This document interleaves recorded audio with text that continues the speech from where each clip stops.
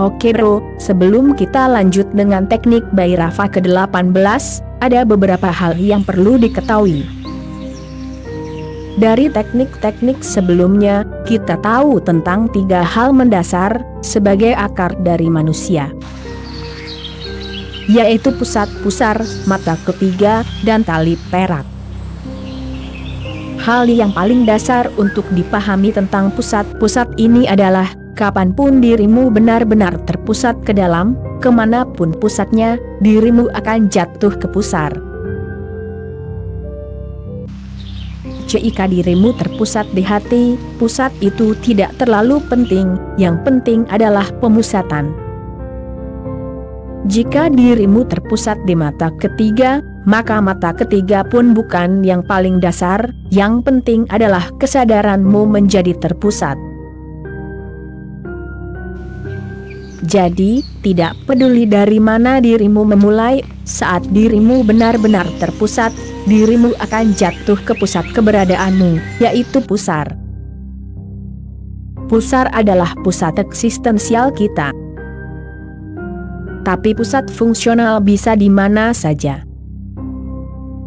Dari pusat manapun dirimu mulai, dirimu akan jatuh secara alami ke pusar. Tak perlu dipikirkan. Bahkan jika dirimu terpusat di kepala, di nalar, dirimu tetap akan jatuh ke pusar. Pemusatanlah yang penting. Tapi memang sulit untuk benar-benar terpusat di kepala. Karena kepala berdasarkan pada keraguan dan penolakan, sedangkan hati berdasarkan pada cinta, kepercayaan, dan kepasrahan. Menjadi sepenuhnya negatif atau penuh keraguan adalah hal yang nyaris mustahil. Tapi terkadang hal yang tampak mustahil juga bisa terjadi. Jika keraguanmu mencapai titik di mana tidak ada satu pun yang dipercayai, bahkan pikiran yang meragukan itu sendiri, jika keraguan itu berbalik pada dirinya sendiri dan segalanya menjadi keraguan, maka dirimu akan jatuh ke pusat pusar seketika. Tapi ini sangat langka. Kepercayaan jauh lebih mudah. Mengatakan ya, secara total, lebih mudah daripada mengatakan tidak. Maka, terpusatlah di mana saja, di tulang belakang, di hati, di kepala, semuanya bisa. Dirimu bahkan bisa menemukan pusatmu sendiri. Buddhis bicara tentang 9 cakra. Hindu menyebut 7. Tradisi Tibet menyebut 13. Tak perlu menghafal semua itu.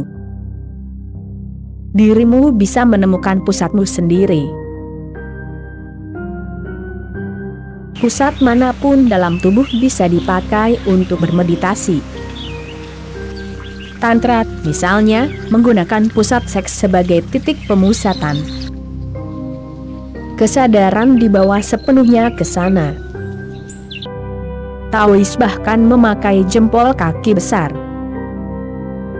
Bawa seluruh kesadaranmu ke sana, lupakan seluruh tubuh.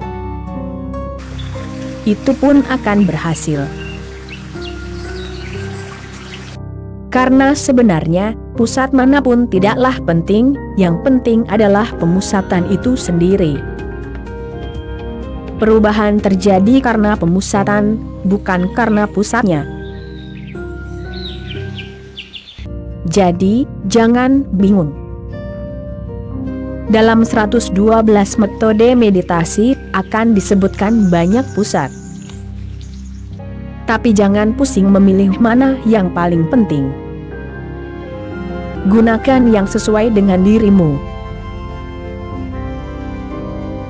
Jika pikiranmu sangat seksual, lebih baik gunakan pusat seks. Kesadaranmu secara alami mengalir ke sana. Tapi sekarang, menggunakan pusat seks menjadi sulit karena berbagai ajaran moral dan sosial yang represif. kita seperti terpisah dari pusat seks kita sendiri.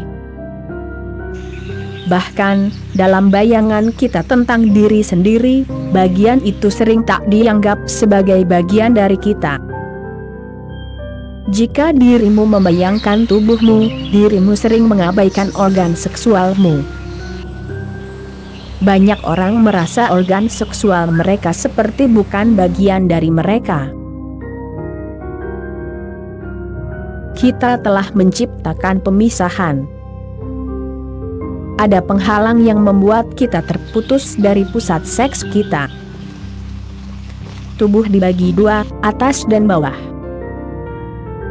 Yang atas dianggap lebih tinggi dan lebih murni, yang bawah lebih rendah, lebih kotor.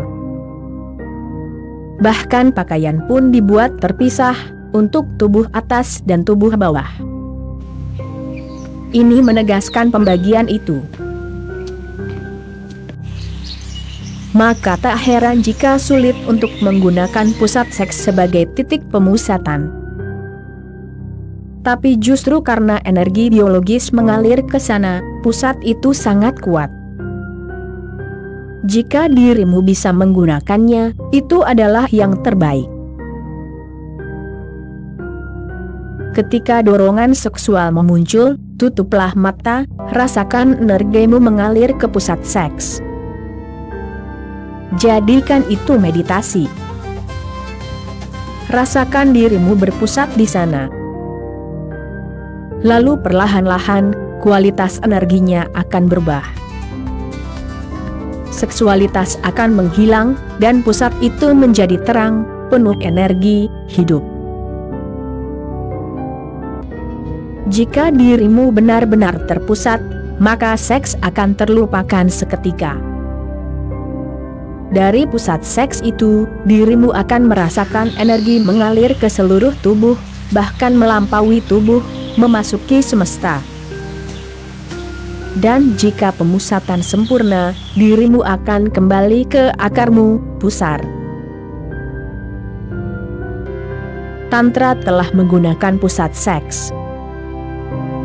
Dan menurutku, Tantra adalah salah satu pendekatan paling ilmiah dalam transformasi manusia. Karena jika energi sudah mengalir ke sana secara alami, mengapa tidak menggunakannya? Itulah perbedaan dasar antara Tantra dan ajaran moral konvensional. Kaum moral tidak pernah bisa memakai energi seksual, mereka takut. Dan siapa yang takut pada energi seksual akan sangat sulit mentransformasikan dirinya, karena dia sedang melawan arus. Padahal jauh lebih mudah mengalir bersama arus. Cukup mengapung. Dan jika dirimu bisa mengapung tanpa konflik, dirimu bisa menggunakan pusat itu sebagai pemusatan. Pusat apapun akan berhasil. Dirimu bisa menciptakan pusatmu sendiri, tak perlu terikat pada tradisi. Semua pusat hanyalah alat. Saat dirimu sungguh-sungguh terpusat, dirimu akan kembali ke pusar secara alami. Kesadaran yang terpusat akan kembali ke sumber aslinya. Oke bro, sekian dulu episode kali ini, kita sambung lagi nanti. Terima kasih bro.